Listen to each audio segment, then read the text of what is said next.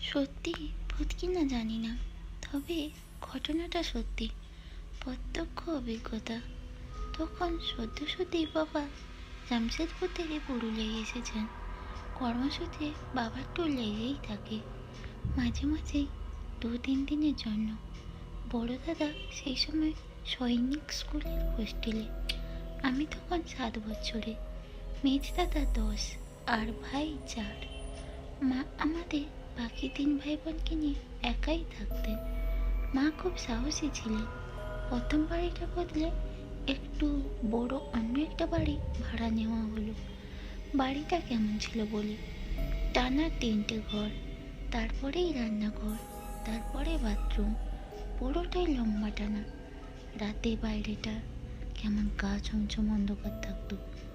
Bathroom যাওয়ার সময় মা বারান্দা আর বাথরুমে লাইট জ্বালিয়ে দিতেন। ঘরগুলোর সামনে লাগোয়া টানা বারান্দা, মাঝখানে উঠোন, রান্নাঘরের সামনে একটু ব্যবধানে কুঁয়ো, মোটা লোহার রডের মধ্যে ঘড়ঘড়ি লাগানো। দড়ি বালতি সবসময় বাঁধাই থাকতো দেখতাম, এবং বালতিটা জলে সবসময় ভরে রাখা পছন্দ করতেন মা। আমাদের উঠোনে ঠিক অপর দিকে বাড়িওয়ালা জেঠুমারা থাকতেন। পিছন দিক আর একটা পাশ ফাঁকা জমি ছিল খানিকটা, আর একটা দিকে সরু গলি, যেটা শেষ হলে কাজের মানুষদের একটা বসতি ছিল। মায়ের সাথে বাড়িওয়ালা জেঠিমার বেশ সখ্যতা ছিল। প্রথমবার ঘটনাটা ঘটার সময় বাবা ছিলেন। হঠাৎ মাঝরাত্রিরে অনেক পাথর ধপাধপ পড়ার মতো আওয়াজ, যেন অনেক পাথর অনেকে একসাথে ছুঁড়ছে। বাবা দরজা ফাঁক করে দেখলেন উঠোনটা থাকতো আবছা অন্ধকার। বাবা কিছুই বুঝতে পারলেন না। অত রাত্রিরে মা লাইট জ্বালাতে আর বাইরে যেতে মানা করলেন বাবাকে। পরদিন বাবা বললেন জেঠুকে, তিনি মানলেন না। বললেন, কই পাথর? জেঠু বললেন, সত্যি একটাও ছিল না। জেঠু বললেন, দুষ্টু ছেলেরা হয়তো ছুটছে। যাই হোক, বাবার অনুপস্থিতিতে অমূল্য মামার উপস্থিতি শুরু হলো। মায়ের এক দুঃসম্পর্কের ভাই বাবার অনুরোধে রাতে থাকতেন এবং সকালে বাজার হাট বা মা যা বলতেন করে দিতেন সব। এইরকমই একবার বাবা ট্যুরে।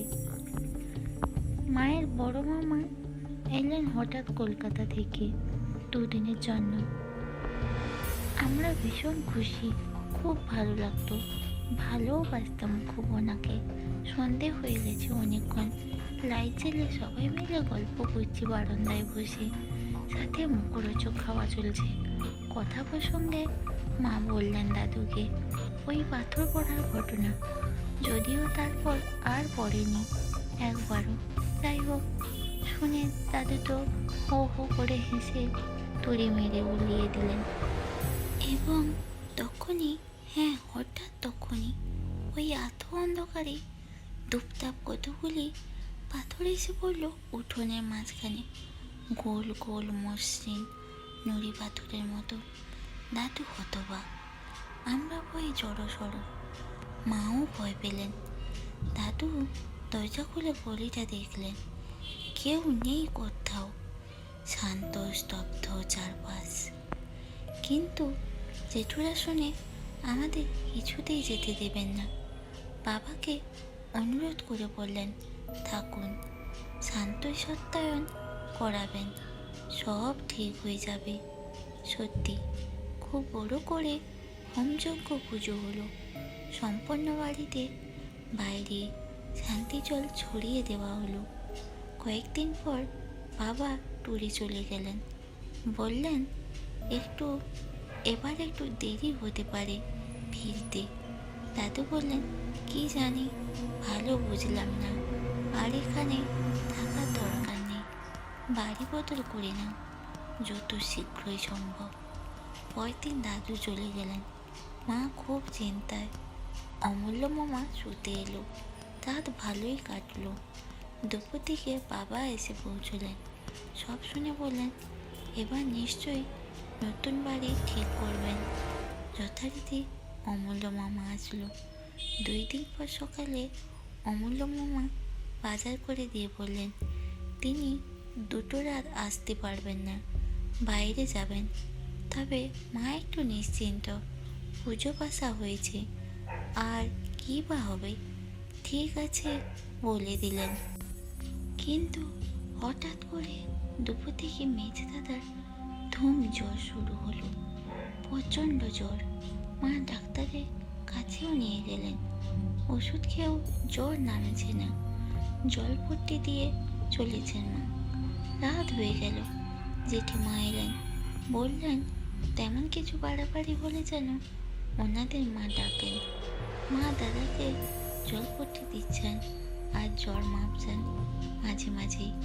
অনেক রাত, কখন ঘুমিয়ে গেলাম। হঠাৎ মা ডেকে তুললেন আমায়, বললেন দেখ তোর মেজ দাদা নেই। দরজা হাঁ করে খোলা। জলপট্টি দিতে দিতে মায়ের চোখটা লেগে গিয়েছিল একটু।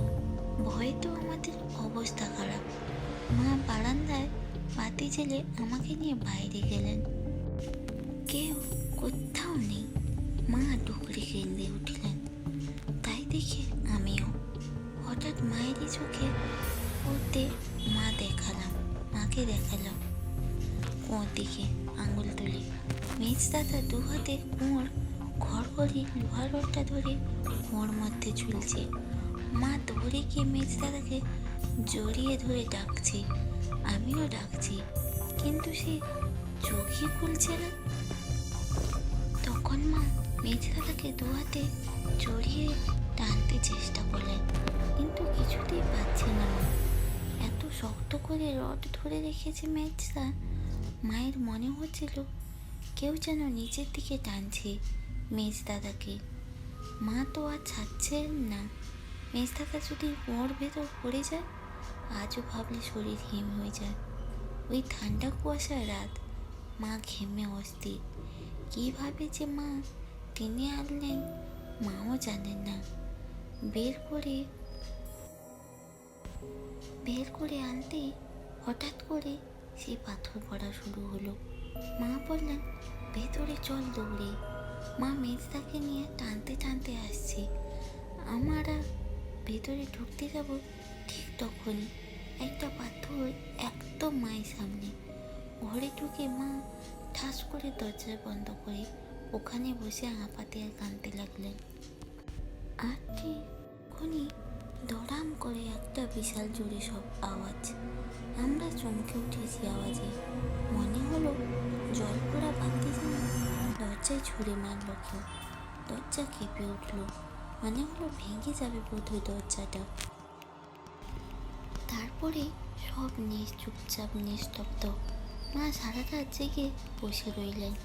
সকালে একটু দেরিতে দরজা খুলে দেখা গেল কুয়োর জল তোলা বালতিটা দড়ি সমেত একেবারে চিড়ে চাপটা হয়ে পড়ে আছে দরজার সামনে। বারান্দায় কেউ যেন রাগে পিষে রেখেছে, আর গোল মসৃণ একটা পাথর পড়ে গেছে উঠোনে। মেজ দাদা যে সেদিন কেন কী করে বাইরে গিয়েছিল তা আর মনে করতে পারিনি কোনো দিন। তবে সেদিন আমরা সে বাড়ি ছেড়ে চলে গিয়েছিলাম আত্মীয় বাড়িতে। 2-1 দিন ছিলাম। রাতে বাবা এসে গেলেন, জেঠিমার কাছে সব শুনে চলে গেলেন আমার